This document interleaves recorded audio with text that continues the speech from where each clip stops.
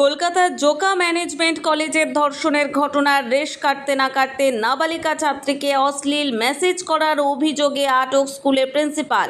এই ঘটনাকে কেন্দ্র করে চাঞ্চল্য ছড়িয়েছে দক্ষিণ 24 পরগনা জেলার ক্যানিং এলাকায়।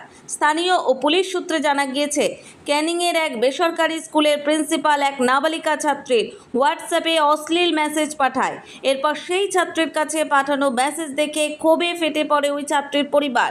এরপর ওই ছাত্রীর বাবা মা এসে স্কুলে প্রতিবাদ জানায়। খবর পেয়ে স্কুলে ছুটে আসে ক্যানিং থানার পুলিশ। স্কুল থেকে প্রিন্সিপালকে আটক করে নিয়ে যায় পুলিশ। তবে এই বিষয়ে সংবাদ মাধ্যমের মুখোমুখি হয়ে নিজের দোষ স্বীকার করে স্কুলের প্রিন্সিপাল। কেন মেসেজ করছেন কেন হোয়াটসঅ্যাপ থেকে? সরি প্রিন্সিপাল হয়ে কেন মেসেজ করলেন? কেন অশ্লীল ভাষায় মেসেজটা কেন করলেন? কেন? আপনি তো প্রিন্সিপাল। শিক্ষক হয়ে এবার ছাত্রীকে মেসেজ করতে পারেন? কিভাবে করলেন এটা? পুলিশ আপনাকে গ্রেফতার করলো, কি বলবেন? ছাত্রীর অভিভাবক তিনি জানান, কি বিষয়টা কি?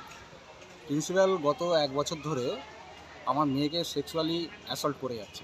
আচ্ছা, আমরা ও বোর্ড এক্সাম দেবে বলে এটা করেছি, ধৈর্য ধরে ছিলাম এতদিন। আচ্ছা, ওর সব রকম কাগজপত্র আমরা পেয়ে গেছি, গিয়ে এবার আমরা স্টেপটা নেওয়া শুরু করেছি।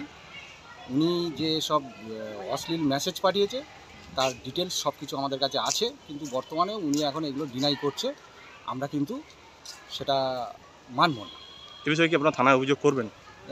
দেখছি, এখনও ঠিক করিনি, ঠিক করবো। আচ্ছা, ঠিক। অন্যদিকে এই ঘটনায় ফসছে এলাকার মানুষজনেরা। শিক্ষক হয়ে কিভাবে ছাত্রীকে অশ্লীল মেসেজ করতে পারে? শিক্ষাঙ্গনের পরিবেশ দিনের পর দিন নষ্ট হয়ে গিয়েছে। ব্যুরো রিপোর্ট, নিউজ দিগন্ত বার্তা।